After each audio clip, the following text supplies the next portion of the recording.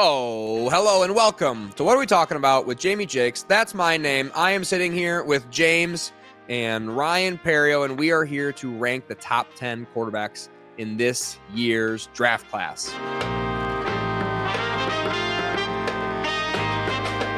And it's the toughest position to scout. That's why we took our time, really dug into all of these guys, because it takes a lot more time to scout a quarterback than it does a running back or a wide receiver. So we put our due diligence in. I am sitting here to my left of screen, NFL insider James. How are you doing, buddy? Doing great. A little burnt, but that just means I'm living life.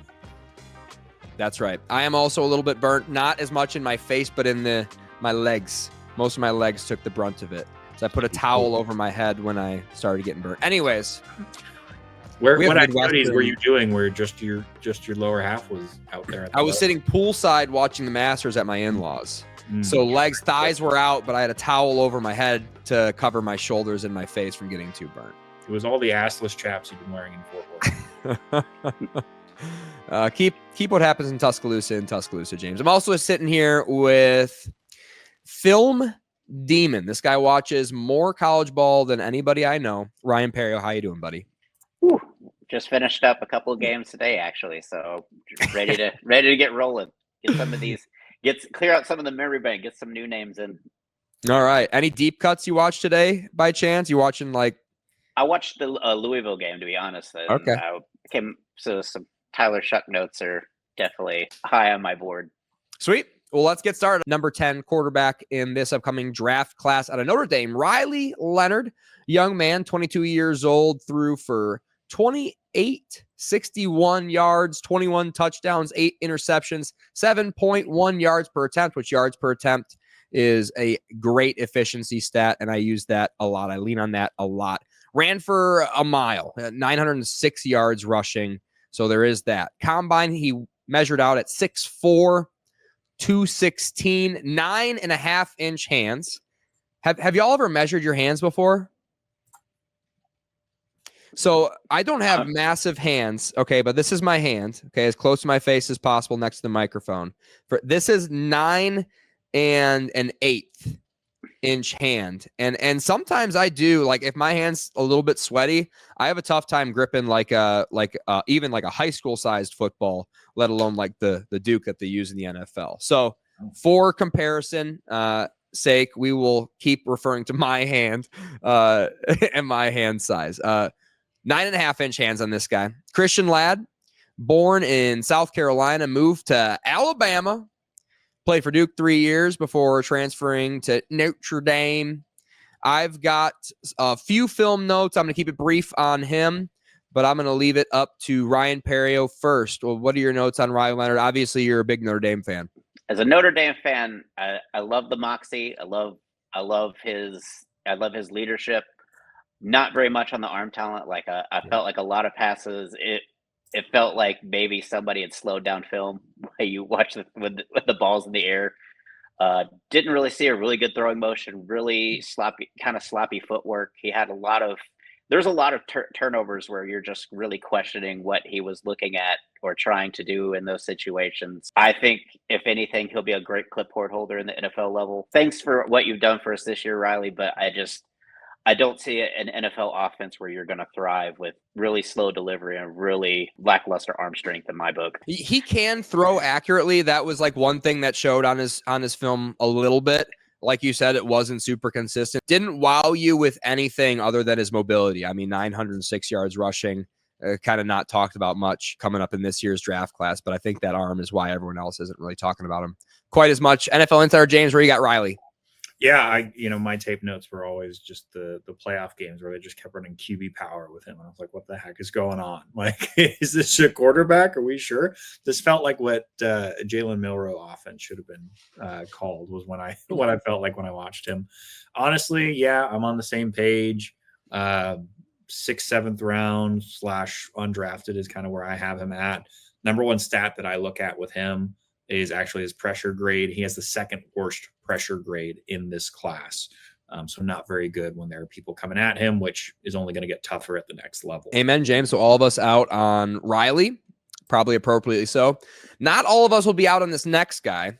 I have a feeling some rumblings, I don't buy it at all, but there are some rumblings that teams are interested as this player as a first-round pick, quarterback out of Alabama, Jalen Milroe, 22 years of age, again, only ran for let a naysayer know t-shirt on from Alabama grad. Did we fact check that? Only 2,844 yards through the air, 16 touchdowns, 11 interceptions in college. Yikes. That's bad. Yards per attempt, great, though. 8.9 yards per attempt. So he was a bit of a gunslinger. 726 yards rushing. So not a ton of rushing yards until you look at that touchdowns. 20 touchdowns on the ground. So that kind of outweighs that 16 to 11 ratio a little bit. But I'll hold my film to the end here. Born in Texas, so we love that. Katy, Texas boy. Back up to Bryce Young, bench and then reinstated as a starting quarterback in Alabama. Alabama expert, NFL insider James, I'll let you take it away here. This is your boy. Yeah, so obviously we do not agree with where Jalen Milroe is going to go here. I think for sure Jalen Milroe is going to be a first-round draft pick. He has been invited to the green room at the NFL draft. They have lowered the number of draft invitees this year, and that's a pretty good sign that they don't want anybody just sitting around. The number one thing that I've talked about with Jalen Milroe is the ex-girlfriend conundrum, I think, is what's going to occur with NFL GMs here. I can change him. I know I can change him. Just give me a shot. His intangibles are crazy. Yeah. His pocket passing decision-making was definitely on display, is how I will put it. I think he's a freak athlete. I think he could be a very interesting backup for a lot of teams. I think his ceiling could be something much like a Bell Dozier package that you saw back in Oklahoma back in the day. I mean, you put him in less than 10 yards, and he is a fantastic package to put in there. Really, where we've seen Jalen have a lot of success is one decisions, look, run. He didn't do a lot of look run last year with Kalen DeVore. You saw a lot more look run when Nick Saban was running it with him. So I think if he's in the right offensive scheme, he could get a shot to start. But I do think eventually he will come into more of a package/backup role. Yeah, that is what I noticed on his film this year too. It was processing really slow this year, and he just kind of panicked. Didn't run when he panicked. That was the Yeah. number one. That was our number one problem with him was if he didn't have a decision, he just was like, I got to prove that I can pass, and we're like, run the ball, run Please the damn ball. Yeah, and that explains that lackluster rushing statistic from this year, only 726 yards rushing. You'd think it'd be a lot higher than it was with watching how much he scored with his feet. I did say fast release too. I just think whenever I watch him, I'm like, this guy's got to convert to wide receiver or running back. If I'm entirely honest, not always accurate. Alabama receivers were wide open this year too. He just found a way to miss him. Ryan Perrio, what do you got on Jalen? I have him higher than you do. I have him in my 4 to 6 range. I would say he's probably going to be the first of the not top 3 to go, just because his intangibles are just too, like James alluded to, they're just too tempting to pass up. I think any team that takes him will take the opposite approach that the Colts did with Anthony Richardson, and they will absolutely seatbelt him to the bench and let him learn, because if you've watched Anthony Richardson, it's not gone the way they hoped. And I think he just has to sit and learn. I also blame some of his season this year on a lot of the Nick Saban turnover and a lot of Alabama talent walking out the door. Isaiah Bond from UT went to UT. A lot of secondary. Didn't they have like an all-star, like 18-year-old? Yeah, but still, you're talking about secondary targets. And if you watch the Tennessee game, literally Jalen Milroe at his first 15 passes target Williams 9 times. That's going to be a red flag as an NFL. He's got to get off his first read, and I think that's the only way you can do that is by sitting him on the bench and letting him just go through practice drills. But that's my big word with him is he gets very locked on to his talent and doesn't look elsewhere. And I think not having a lot of talent elsewhere this season for Alabama with the DeBoer coming in and a lot of the Nick Saban, talent moving on to other schools kind of hurt him. Running backs were not very as talented as previous years. How was the offensive line, James? Very good. Yeah. unfortunately. Yeah, A lot of time. had an elite wide receiver. I mean, I get He you had a lose lot of time. Isaiah Bond, but I just was like the lack of secondary targets for me, where if he couldn't take off of Ryan of a Williams, where was he going to go with the ball? And I just Bernard had didn't a see a great lot of. year. He just didn't throw to Bernard, which was annoying. Like Bernard would get open and then he would miss it, and then Bernard would then get recovered. Was what a lot of the issues that I saw as well. And I just some of that also could be confusion as far as, hey, this offense is new to me. Where am I supposed to go after number 2, who's going to be a top tier wide receiver? Where do I go next? It did look like he kind of broke down in his mentally and just kind of left himself open to sacks. yeah. All right, we're spending way too much time on number 9 on my list. We're gonna keep it rolling here. Some of us have him a lot higher, JB. Some of us have I'm just trying to get through it, boys. I know James got a hard out today, so we got to get going. We got Quinn Ewers is my number 8 quarterback, 22 years old, of course, out of Texas. James seems to like him a lot more. 3,472 yards. So now we're talking 31 touchdowns, 12 interceptions. Not bad. 7.8 yards per attempt. That is kind of bad. At the combine, he measured out at 6'2", 214, 9 3/8 inch hands, which we like to see. That's a good hand size. Christian Ladd, he is rich. He made a lot of money in NIL over there in Texas. I'm sure that collective is all right. He was born in Texas, played for OSU, then Texas, moved to Southlake as a kid, played for Southlake Carroll, and they got beat by Duncanville, which is my neck of the woods. So suck it, Southlake. Anyways, I'll let you guys take it away here. James, Quinn Ewers. Yeah, should have stayed in college. He could have definitely gotten a lot more money than Carson Beck. That's for sure. I'm not quite sure why he entered the draft. In my opinion, I think that was a mistake because I have him right there with Riley Leonard, about the same. He's actually the worst pressure grade in this entire class, which I think is interesting.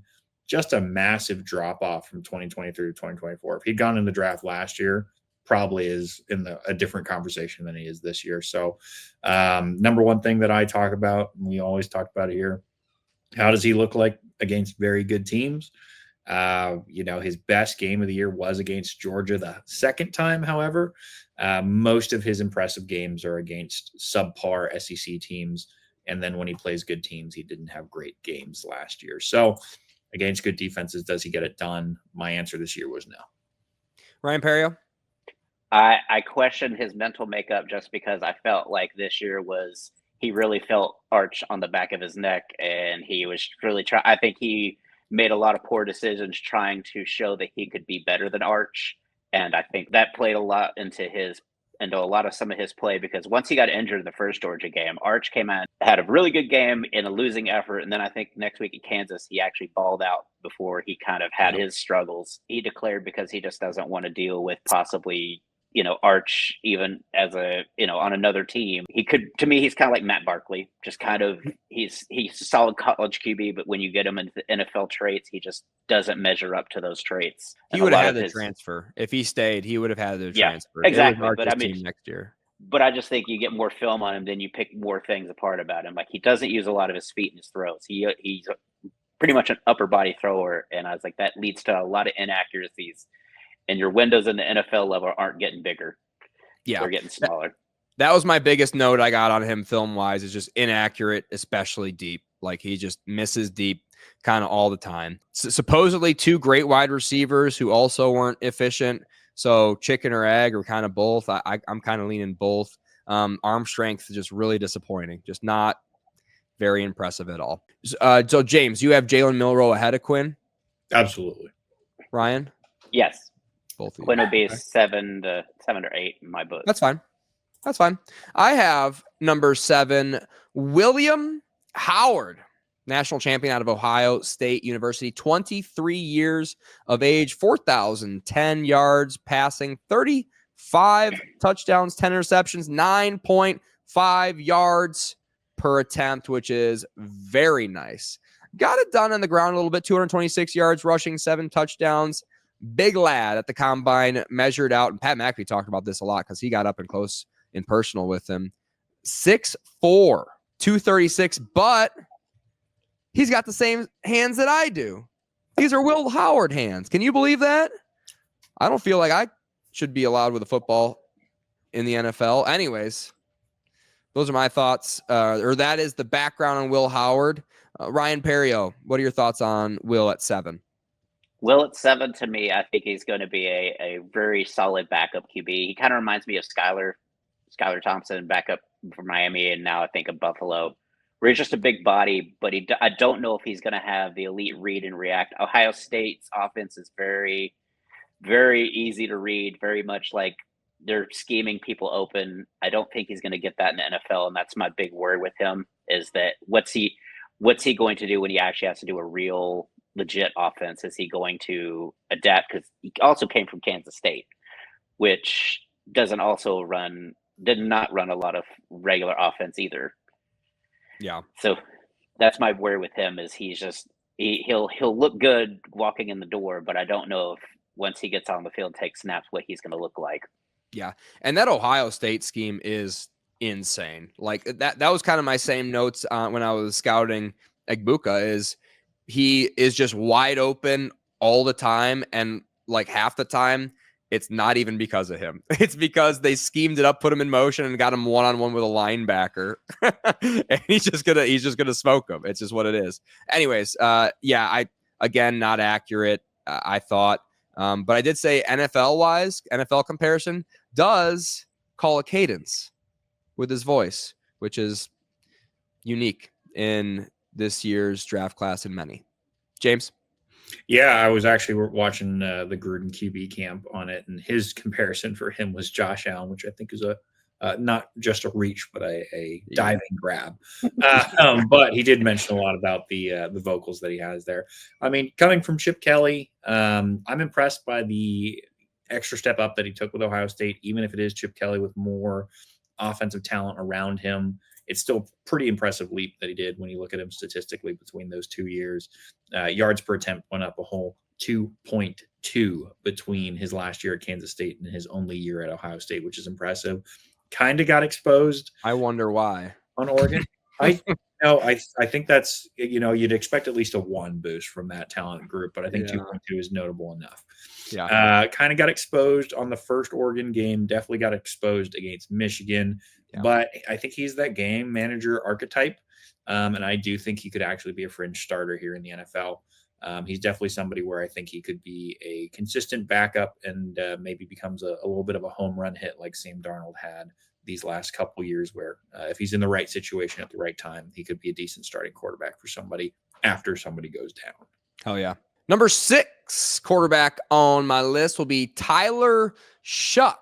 Now, I thought this guy's name was Tyler Show, I think is what I pronounced it in my head for a while, because I watch film a lot without the sound on or something else on. He is pronounced Shuck, is what I found out very recently. Out of Louisville, 25 years old. He is a polarizing prospect. He's getting first-round hype, and some people don't know who this guy is. So there's a wide range for this prospect. Let's get into the stats. 3,195 yards, 23 touchdowns, 6 interceptions, takes care of the ball. So there's that. 8.2 yards per pass attempt, which is kind of average for this draft class. 19 rush yards. So he ended up in positive. 1 touchdown through the ground. But again, I will mention he's 25 years old. How Big old is guy, 6'5", 219 at the combine, 9 3/4 inch hands. Pretty nice. Only lad to run the 40, ran it in 4.63. Pretty good. Father's cop, mom's a teacher, blue collar lad. Mom had stage 4 breast cancer in 2009, which I thought was pretty interesting. This guy's lived a crazy he's had a crazy run. His high school had a hazing scandal that he wasn't a part of. Head coach got fired his senior year. He was kind of clear to the whole thing. 4-star recruit out of high school. Had a ton of offers, went to Oregon, then Texas Tech, then Louisville. Wild road. Back up to Justin Herbert, which is pretty interesting. Won a job in Tech over Henry Colombi. Broke his collarbone. Another quarterback comp he won in Louisville. Played college for, I think, 7 years. Yes, so, he's Van Wilder. Van Wilder / Bert Kreischer. He's big man on campus, for sure. James, I'll let you take it away. What do you got on Tyler Shuck? How many 25-year-old quarterbacks do we know that are successful being drafted? 0. They would go to the NFL if they were good. I'm on the polar opposite of everybody else on this first round here. I think he could be a great game manager. I'll give him a 4th round grade as my highest possible here. Number one stat that popped up to me, he did had the 11th best, and this is a very odd stat, but I think it's interesting. They have a turnover-worthy play rate at PFF. He was at 1.8%, which was tied for 11th. So, good game manager. Is he your starting quarterback? Don't know, but if he wants to hold a clipboard for a long time, I think he could have one of those careers in the NFL, because the number one thing you're going to see from him is in practice, he won't turn the ball over, and coaches are going to keep that guy around. So that, I think, is his ceiling for him. Yeah, and we'll have to have our gambling podcast, I guess, next week, James. But I think Tyler Shuck is a guy who's getting first-round hype, and you can kind of bet against that on a lot of sites. I think a lot of those numbers are going to be coming out soon. So him and a couple other guys on the list, I'm thinking to take their over on where they get drafted. Ryan Perrio, Tyler Shuck. I have him probably in the 2nd or 3rd round. I think if the Browns or the Giants pass on a quarterback in round 1, he could be their round 2 guy. He reminds me of, like James said, I see a little bit higher upside because I see a guy that's worked in 5 different offenses. And so I see a lot of easy coachability of him being able to translate what he hears onto the field and not having a big learning curve. I see a lot of, he's really good, solid. He's got solid, you look at his tape, it's all solid. It's really good. He doesn't really force bad throws. A lot of it's right, right where you want it to be. Does he have any intangibles that'll help him at the NFL level, or is he going to be a spot starter or a starter that's one injury away from being unproductive? The Louisville game I watched, he actually had a really solid game. I really like Ja'Cory Harris, his receiver out there. He's kind of an underrated late round guy, steal possibly. Medicals could be what holds him down in the draft. If you see a lot of medical files, it's 25. He's probably got his own healthcare at this point. Medical files at the age of 25 as a rookie is insane. Like if he was drafted in the 1st round after his 5th year extension, theoretically, he would be 30 when he signed his first veteran contract as a quarterback in the NFL. Anyways, yeah, Ryan Perry, that's exactly what I had. Great ball placement. He's so big. If he had one intangible, it would be his size. He's gigantic, and it shows. He plays tall. Sometimes you read these guys are 6'4", and you're like, wow, really? That's crazy. And then sometimes you're like, oh, this guy's gigantic when you watch the film. Catchable balls, good tight spiral, good placement. But on the other side, I don't think he's got that real zip. I don't think he's got great arm strength. But he can drop dimes. He can hit his receivers in stride. So he would be like a partially washed Drew Brees prospect would be my comp. I put Kirko Chains as basically his ceiling. Basically, just somebody that just gets in and you don't know how he's getting it done, but he just gets it done every year. Moving on to my number 5 on my list for quarterbacks, Dillon Gabriel, 24 years of age, lefty, a natural lefty. One of the most natural throwing lefties I've seen, I think, because I didn't even notice it. I usually notice it right away, and I didn't even notice it at the first couple of throws I was scouting him on. 3,857 yards through the air, 30 touchdowns, 6 interceptions, also takes care of the football, 8.6 yards per pass attempt, so just solid all the way through. A little bit undersized, 5'11", 205, 9.25 inch hands, which is fine. He is a Hawaiian. His dad played quarterback for Hawaii, UCF, Oklahoma, and then ending up in Oregon. In high school, baller. 9,948 yards passing, 38 touchdowns, one starting job fast at UCF. Is engaged to his high school girlfriend. Long college career, another Van Wilder 6-year career out of this lad, Dillon Gabriel. Ryan Perrio, what do you got on Dillon?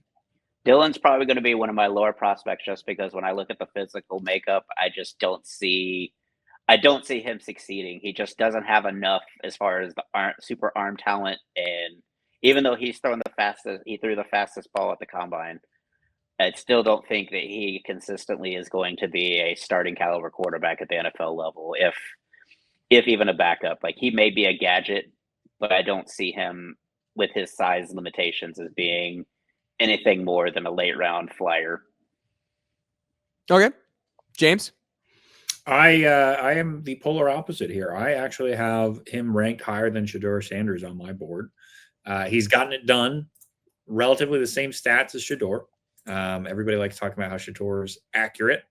Dillon Gabriel, very accurate. Yep. Has done it against much harder talent. Sure, he's a lefty and he's short. I remember a lot of other short quarterbacks like Doug Flutie that got looked over and ended up being pretty good. I think I don't really care about his height or weight or any of that. If he can throw the ball faster than anyone else, I don't see a problem with him, and I'm impressed with his tape. I think he has the opportunity to become a starter in this league, and I think he's one of the most mis-talked about prospects and mis-hit prospects on this board. Yeah, I'm kind of with you, Mr. James. In and out of the pocket, he's a demon. Big boom on deep balls. He'll drop it in. Has some real speed, even though he never really uses it at all. Most natural, like I said, the most natural throwing lefty I've ever seen. I didn't even notice. Stronger arm. I was like, this guy, the difference between this guy and Shuck, because statistically they're both kind of similar, is he just got a cannon for an arm. And I feel like all like slightly undersized, because he's not like short, right? But slightly undersized quarterbacks in the NFL, all of those guys have cannon for arms. Like, right? Like Kyler Murray, Baker Mayfield, whatever, whoever else there are. They all tend to have like hands for arm, and he's got that. Sweet passes on the move. Nice short passes too. Comfortable in the pocket. Free plays. He crushes it too. And the ball's out on time. He's dropping back, hitting his back foot and launching it. Had some big passes against Ohio State as well.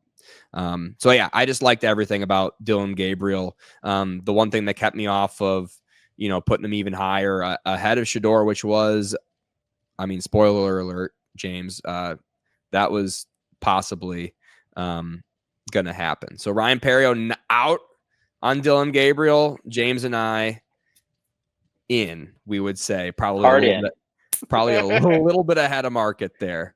But yeah, James, like you said, I was considering putting him ahead of Shedeur Sanders, who is my number 4 quarterback. Shedeur Sanders, my number 4 quarterback in this draft class. And I saw a story get floated. Now, this is the lying time, so I wouldn't necessarily believe this entirely. But speaking of gambling, James, there's a story floated that there's some people who believe that Shedeur is going to fall out of the first round. And with all of the hype and all of the off the field stuff, the promo stuff, the Coach Prime stuff, I could very easily seeing a few teams who need a quarterback being like, I don't want to spend a first rounder on this guy, James. So anyways, Colorado, obviously 4,100, 34 passing yards, great statistically, honestly. 37 touchdowns, 10 interceptions. Dillon Gabriel did fine, but he didn't have stats like that. 8.7 yards per pass attempt, which is ahead of Gabriel as well. He had negative rushing, so he didn't run at all in college because sacks count as rushing statistics in college. But he did have 4 touchdowns to the ground, so if you do get him on the goal line, he can make something happen. Kind of short at the combine, 6'1.5". 212, 9 3/8 inch hands, so big old hands. Born in Texas, which we love that. Jackson State to Colorado, obviously. Prime was his high school offensive coordinator too, which kind of has me drop him down my board. So this is like his first time in his whole football career where daddy's not holding his hand telling him what to do on the sidelines. So that does concern me slightly. 3,712 yards, 43 touchdowns as a senior in high school. So obviously he was a great high school quarterback. Florida Atlantic until Dad got hired at Jackson, and then he went there, obviously. First HBCU player to win Jerry Rice Award, 5'10" yards in first game, which is a school record. He's sponsored by Nike. James, what do you got on Shedeur Sanders? I mean, that he better be sponsored by Nike if Dad's Dion. Come on, that's connections again. You know, I really would love to come out here and say Shedeur's amazing. He's an accurate passer, yes. Who has he done it against? The schedule last year is abysmal in terms of talent that he has played against. And the first game where he has decent talent against him in BYU, he has a stinker. I haven't seen anything against that he's played where I'm excited. And it hasn't been any teams that I would consider even remotely close to NFL talent anywhere on the field on defense. I really think that Shedeur is going to be the biggest bust here. He has not played against good talent, and I don't think you want him in a locker room right now. So I would not draft him if I was an NFL GM, but he will most likely probably go in the second round. Yeah, it felt like he was a shoo-in for the Browns until the Browns really did their research on him. You know, everything was like, we'll be fine. We're going to take Shedeur. That was originally the story. And maybe they still will. Maybe that's all been a smokescreen since then. And now it's just did they do the research on Deshaun though? I mean, if that's their research department, they're in trouble. Wow, that's a thorough research. If they pass on Shedeur after Deshaun, that's scary. Ryan, I'll let you take it away here. Shedeur Sanders. My feelings is he won't get past either. He won't get past the Steelers in the first round. I think Mike Tomlin is a big enough coach to handle whatever Shedeur brings to that locker room. My biggest worry with him is the amount of time he spends in the pocket with the ball with a terrible offensive line. He's got to clean that up. You can't hold. That's not going to happen in the NFL. It's impossible for you to hold the ball as long as he did. I don't think he's got a particularly zippy deep ball. He's extremely accurate. I do love his ball placement. For a team that had no offensive line and no running game, he definitely made up for it with a lot of good short screen outs and everything else. He makes all the short end throws, but again, what personality is he bringing? Yes, he's got bloodlines that have been in an NFL locker room, but are you wanting to upheave your locker room because somebody bigger than you is going to be outside that locker room talking about why his son's not starting, or think about LeVar Ball in basketball, but just a higher football version. And as much as I like Deion Sanders as a human being, I just, he's got to let his kid have his own destiny. Could you imagine him going to Coach Stefanski and being like, "You're really going to start this 40-year-old Joe Flacco over Shedeur?" I don't pay money to see Hard Well, Knocks. that's what I'm saying. Like, if you're Stefanski and you're already kind of on the hot seat because your team, you're supposed to be this offensive coach and you haven't produced in 2 years outside of having Joe Flacco. You're kind of, why would you take a rookie quarterback and go through those bumps and lose your job when you can bring a veteran in and, just at least show improvement? Yeah. Win 7 games this year. show you got a little bit of fight left in you. Yeah, you guys kind of already said it already. Accurate as all get out, like great ball placement, but not a super strong arm. He's not super big. He's not super mobile. He does spend a lot of time in the pocket. He maneuvers well, I would say. So that's kind of like a positive, is he maneuvers well in the pocket. He'll never scramble, but also, he's just holding on to the ball way too long. And been a tough prospect for me to really evaluate as Travis Hunter as a wide receiver, because everybody in the world is talking about him like he is the clear number 1 wide receiver in this draft class, and it's not even close. And when I watch the film and when I look into his statistics, efficiency and counting stats, I'm like, he's really good. I'm not super sold that he's like blue chip wide receiver in this draft class. Now, of course, he can play both ways and that makes him more valuable, but as a pure wide receiver, I'm not seeing it. But I'm also wondering to myself, I'm like, hey, am I double counting how inaccurate and inconsistent at times Shedeur can be?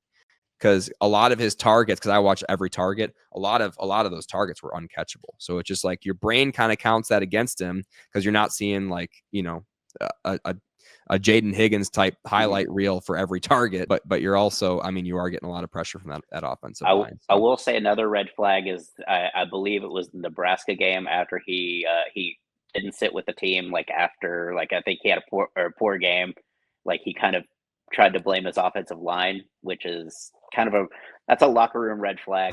That'll get sorted out really quickly if he tries to do that at the NFL level. I'm pretty sure there are going to be some people at his locker wanting to have a few choice words with him if he tries to utter that.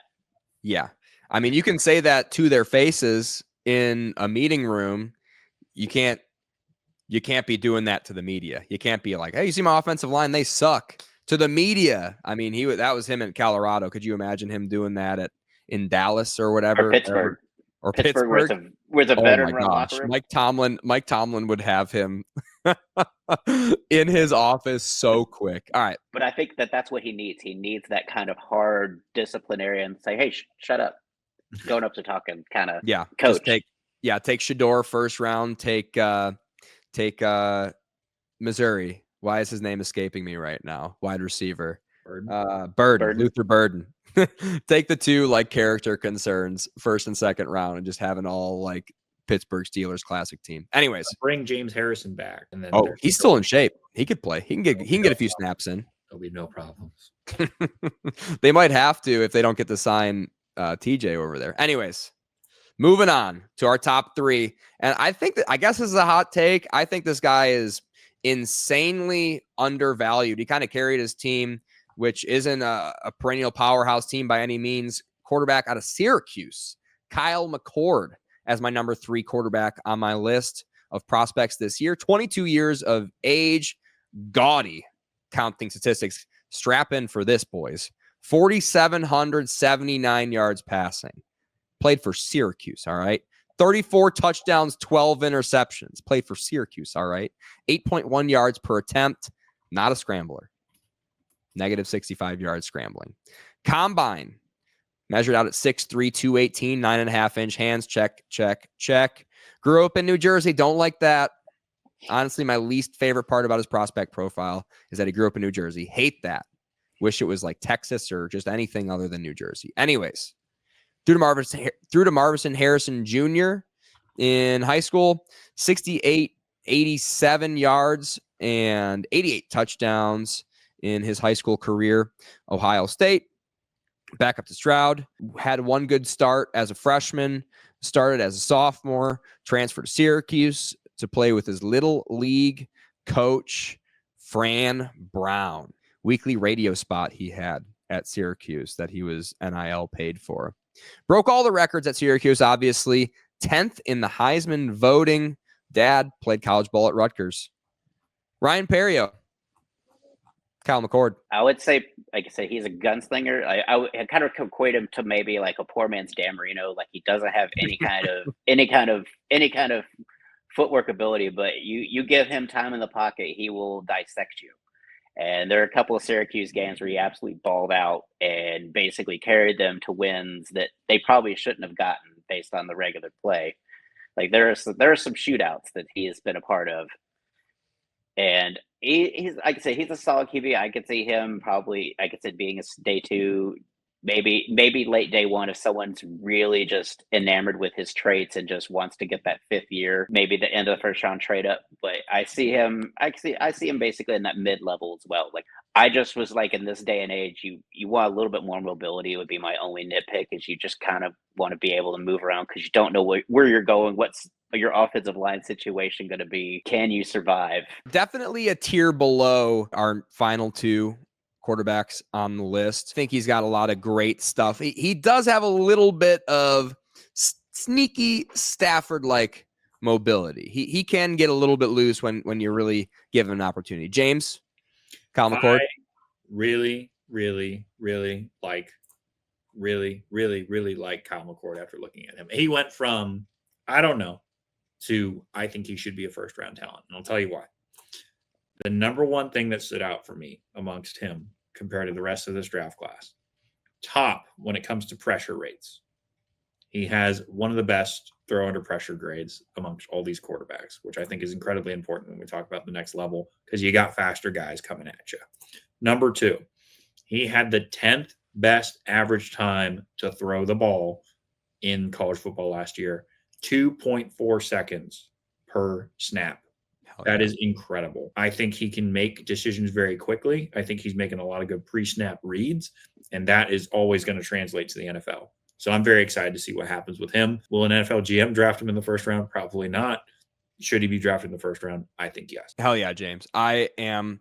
That's it. It's interesting that you were able to come to that from a different viewpoint, because this is always our best bets, James, is when you have a different reason why you like a bet. Like we do a weekly gambling podcast, James and I, during the NFL season. You should subscribe and watch it. We made a lot of people money last year. Had a great season. Anyways, when you come at a thing from a certain way and I come at it from a different way and we both are on the same side, that's usually when we're kind of together. My third note, like you said, James, gets the ball out quick. Like boom, back foot's hitting that ball. He's processed. He's made 3 reads in his 3-step drop, and he's hitting his target. Can drop dimes downfield, has accuracy downfield, great ball placement, smart with the ball. Everything is exactly on time where it needs to be. Like I said, he has a little bit of a mobility where he can, if you give him too much room, you don't have a spy on him, he can get loose. Great anticipation too on a lot of his throws. Protects his receivers, doesn't get his receivers laid out and take big hits or anything like that, but has arm talent too, can throw laser beams. So yeah, a guy who admittedly so, James, me as well, entirely off my radar going into even my research for these quarterbacks that, of course, we've been doing for like several weeks. But at the start of my research, I'm like, oh, Kyle McCord, Syracuse. Like I've seen Syracuse play pretty close to a lot of teams when I was scouting their opponents, but I haven't watched any Syracuse offense whatsoever this year. And I turn on the film and I'm like, what the fuck we got this over here at Syracuse going on. So yeah, I really like him. Sounds like Ryan Perrio is a little bit more lukewarm on him. I am, but I'm also curious to what did he really want to leave Ohio State, or did Chip Kelly just basically say, this is my type of quarterback, you're not that, I want somebody with a little bit of mobility, pushed him out the door, would be my question, more than he wanted to play with his Little League coach. Because it seemed, even if it's your Little League coach, to leave a program like Ohio State on a pivotal year when you're drafted, when you could have just basically taken, I feel like if you would have played at Ohio State like this, Heisman. Yeah. Or top, or in the running for the Heisman. I mean, you put these numbers in Ohio State, they're gaudy just because of how open everybody is. And I just wonder that decision to move back to Syracuse. But didn't like, he just wanted to be like Donovan McNabb. I don't get that reference, but didn't Syracuse? Come on, Jamie. Okay, yeah, sorry, I wasn't scouting Donovan McNabb. I'm sorry, I got to be honest. Anyways, we've seen that before though, when players transfer out and they end up like Jalen, right? Got run out from Tua, right? I wouldn't say run out, but he wanted to go start. Well, how would you describe it, James? You were there. Hey, 1A, 1B. That was the situation at the time, and sometimes you just have a harsh conversation that, hey, if you can't throw the ball more than 10 yards, you got an issue. And then he went to a coach who helped him figure it out. So yeah, I think that's probably more likely a scenario that we're kind of talking about here with, maybe he just, didn't have what Chip Kelly wanted, but it worked out for where he went to, which kind of surprised me based off of when we looked at Will Howard and pre-read snaps and doing an actual snap count. If somebody who can read defenses that well and make decisions that quickly didn't want to stick with Chip Kelly. But that's my opinion on it, I guess. Oh, yeah. We got Meatloaf here, too. Yeah, which brings me to my cat gimmick number 2 quarterback in this draft class. And there were times in my scouting process where I had him ranked number 1, but I couldn't put him number 1 because number 1 is number 1 and he is number 2. His name is Jackson Dart out of Ole Miss. 21 years of age, young lad, gaudy passing statistics, 4,279 yards, 10.8 yards per pass attempt. Number 1 in the draft class. 29 touchdowns, 6 interceptions, takes care of the damn football, can run it, 495 yards on the ground, 3 touchdowns on the ground as well. Played a lot of play action in college, which I guess I'll bring this up right now. There's a lot of people who are like, oh, he didn't play an NFL style offense or whatever. I'm like, this guy throws deep balls. All right. If that's not NFL style, I don't know what is. Big lad, 6'2", 223, 9.5-inch hands. Solid. From Utah, played for USC, Ole Miss. Girlfriend definitely did not sleep with his dad. That was a lie that was spread around the internet, and Pat McAfee's getting sued for it. Senior year of high school, 4,691 yards passing, 67 touchdowns, 4 interceptions. Rushed for 1,195 yards and 12 touchdowns on the ground as well. Anyways, elite in high school as a freshman, came in for an injured starting quarterback and went for 391 yards, 4 touchdowns, 2 interceptions, including, I think, an opening drive interception where he like came off the bench cold and just threw a pick right away. So a lot of moxie out of Jackson Dart, I would say. Entered the portal when Riley was bringing in Caleb Williams, which makes sense. Jackson Dart, James, I already know you and I have been talking about this guy for what feels like, I don't know, 3 months now. What do you got in Jackson Dart? He's my number one. He's my favorite quarterback in this draft. There's so many things that we can say about him. Obviously, being in a Lane Kiffin offense, you're going to see a lot of home run balls from Lane Kiffin. I have such fond memories of him holding up the touchdown signal before the ball was even snapped back in the day. But the number one thing I will bring up with Mr. Dart, I'm going to pull some advanced analytics from you for PFF here. They have 2 interesting stats. Number one is adjusted completion percentage, basically takes out all your drops, 77.7%. That would be 13th in college football last year. Let me tell you, some of those drops too, James. Trey Harris dropped like 3 bomb, would have been walking 70-yard touchdowns. Disgusting. I lost money because of some of those. So in the bucket, in stride, like no reason I was searching those things. So yeah, just in the afternoon, like no, like cloudy, no sun. Just inexplicable drop. Sorry, James. I just needed to mention that. My nightmares. I'm going to have an extra therapy session now. I'm going to bill you for that. Oh, man. Second stat that I have here, turnover worthy play rate, right? So basically it says, hey, how many of your plays are a mistake that you probably threw a ball you shouldn't have? Only 2.2%. Wow. For having the 6th best average depth of target. So I actually brought 3 advanced stats with you. But for somebody who's throwing the 6th longest ball, so you know he throws the deep ball well, and only 2.2% are turnover-worthy throws, that's incredible. He throws the ball deep. He throws it long. He can see when the receiver is going to break. He can tell what coverage it's in very quickly, and he's going to get you touchdowns on long plays, which is something that you all want in the NFL. And that's why I think he's the number 1 quarterback in this draft. Ryan Perrio. He's my number 2.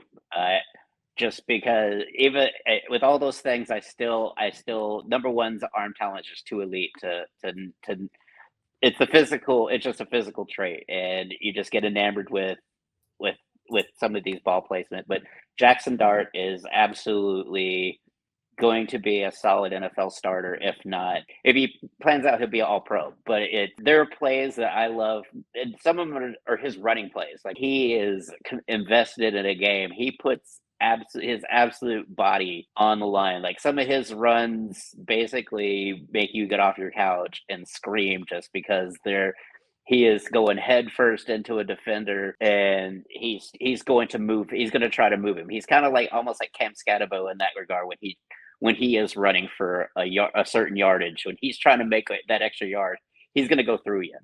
Yeah, he's got some amazing throws.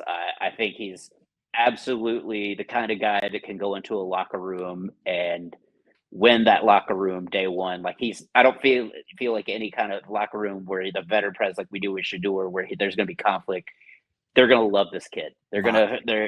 Moxie and best eye black, where he just basically does the whole one line down his face. Again, beautiful ball skills. My only worry is, what will he be like under consistent pressure? Because he's probably not going to the best situation. Good under pressure in college, like James said. My film on this guy is like, always a threat on the ground, like you said. I think he had like one bad game, and people were speculating he might have got a little dinged up, like a little Tua situation where he got dinged up and then went back in the game and threw a couple interceptions in a big stage. He might have to rein that in a little bit when he gets to the pros, but we just saw Jaden Daniels do it extremely well, obviously. Deep balls, he's so accurate, on time, misses a little bit outside here and there sometimes, not always on the same page with Trey Harris, running wide open down the field. Yeah, again, I don't care if people say it's not a pro-style offense. I don't even really even agree with that or even know what people are talking about when they say Ole Miss doesn't run a pro-style offense. I would just say intermediate stuff is probably what is their biggest complaint, is that Lane Kiffin doesn't have a lot of intermediate. It's either super short or super long. And I think in the NFL, that may be the one thing that has him on the bench, is if he goes to a McVay system where it's a lot of intermediate routes, and he'll have to just kind of digest and learn that. Yeah. Well, you got Trey Harris. I wouldn't have him run very many intermediate routes either, especially against just do this. Just keep waving him out. just run a curl route every like 3 routes, and then just run a double move. We'll beat him every single time. Yeah, the only kind of knock on him I have is his quality opponents. Like I said, some of the bigger stages he was on, he didn't have his best game. He didn't always have like a terrible game, but I think my number one, Cam, really stepped up in those situations when the games were big. He had some of his best games, which will bring right to my number one quarterback in this draft class. No surprise here, pretty chalky. Cam Ward, 22 years old, out of Miami. 4,313 yards, 9.5 yards per pass attempt, which is really good, really good. 39 touchdowns, really good. 7 interceptions, really good. 204 yards on the ground, 4 touchdowns on the ground as well.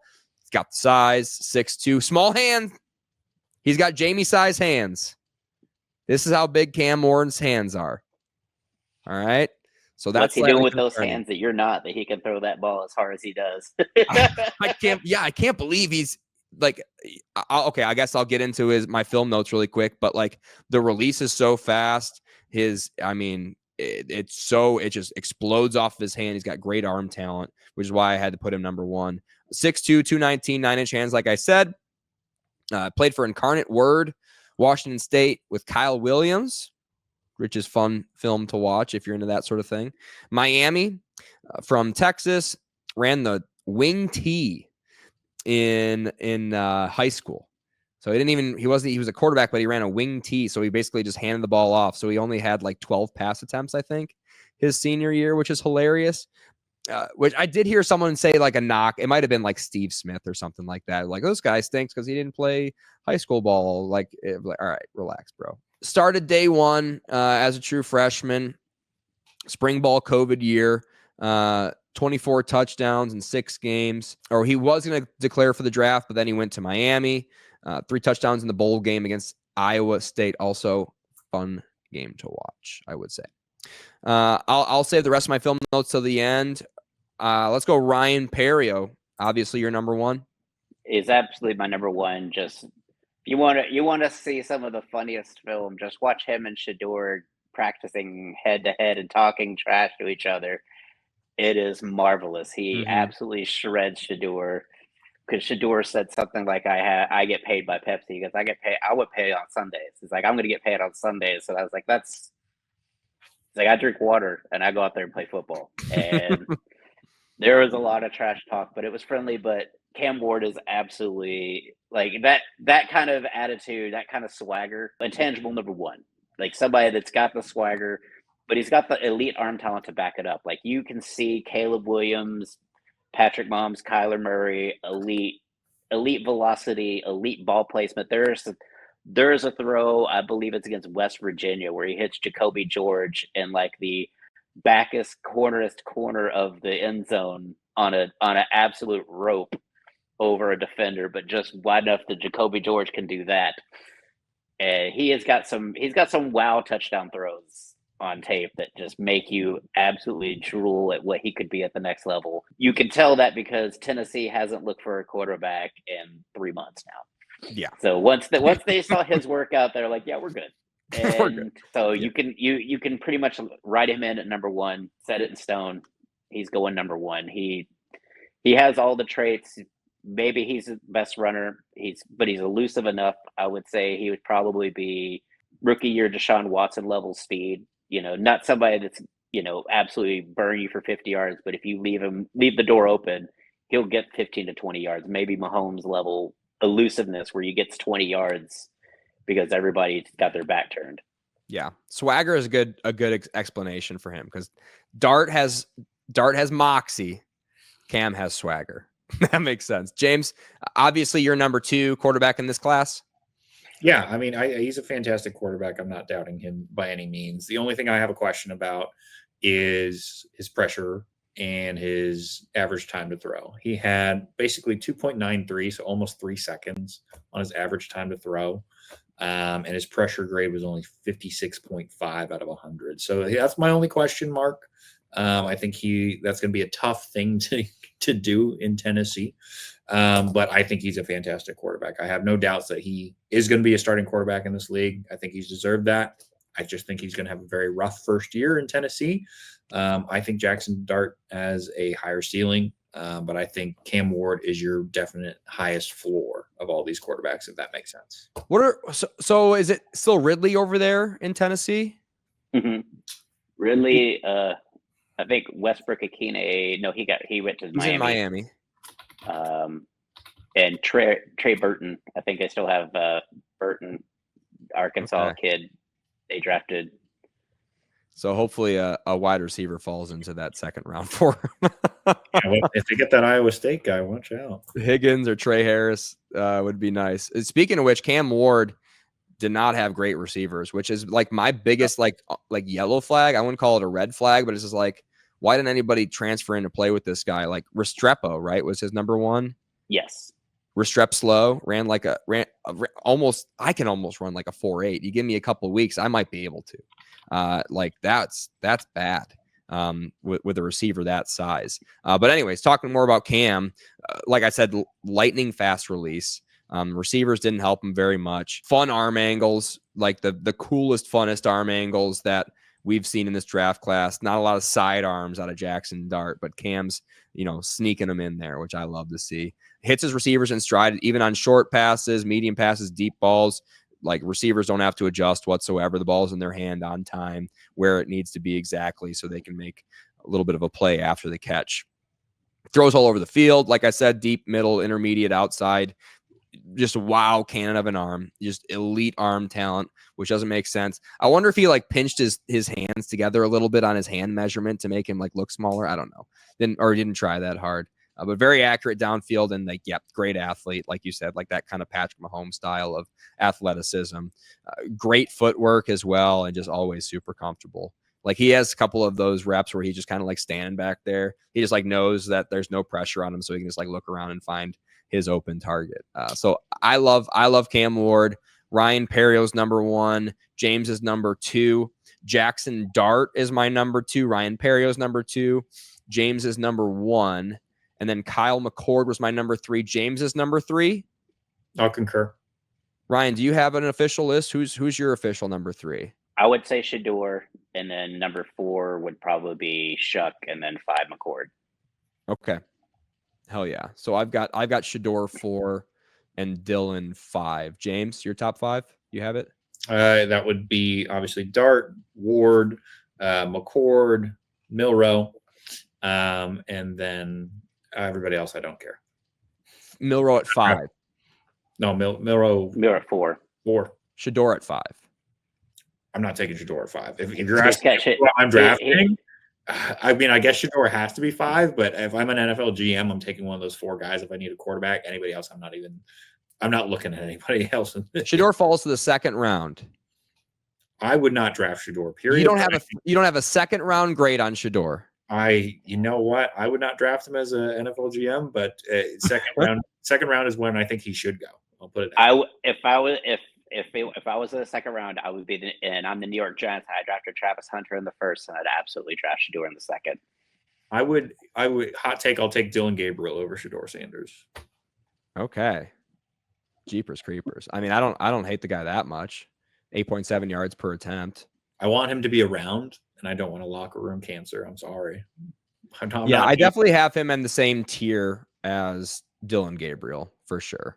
I would say, 4 and 5 for me. I'm not dealing with it as an NFL GM if that's what I have to deal with. If he was as good as Cam Ward, I'd deal with it. He's not as good as Cam Ward, so you can't be acting like that. It's just how it is. Yeah. I think moral of the story is We don't really like Shador that much. We love Kyle as a, a threesome, and then Cam Ward and Jackson Dart we really, really like. So I would say definitely 2 bona fide first round talents in this draft. Maybe 3 if you count Kyle McCord, which we have or James and I have a first round grade on, and nobody else in the whole universe I think does. And then there's everybody else, right? Jalen's going to go in the first round. Mark it down. We'll talk more about that in the gambling pod. Yeah, we're gonna have to talk about that next week for the gambling pod. Ryan Perrio, any interest in being a part of the gambling pod next week? Sure, I can. Okay, sweet. We would love to have you on for that. That could be fun. So if we can make it work scheduling wise, Ryan Perrio will be on for that. Ryan, anything to tell the audience? Nothing to tell the audience. Just tune in next time we do offensive line. I guess is the last offensive category before we. Well, we'll see. We'll see if we get another scouting video out before the draft. Maybe after the draft we'll do some positions. Maybe we could do edge. Well, IDP. Well, all defense. IDP. Just all defense in one. Just a mass ranking. James, anything to tell the audience? Remember, this time of year, NFL GMs draft to keep their job. They don't draft for best player available. So your NFL GM will make a move that you hate, and that's just the inevitability of the NFL. So don't be too hard on them. Yeah, you just talking directly to Browns fans now. All right, just talking to every fan. Sorry. Hey, Brad Holmes up there in Michigan. He's gonna take what's best for his team in the long run. All right. If Ozzie Newsome comes out of retirement, then we have a good NFL GM again. But as of now, he's still retired. So sorry, everybody. All right, relax. All right. Thank y'all for watching. See you next time.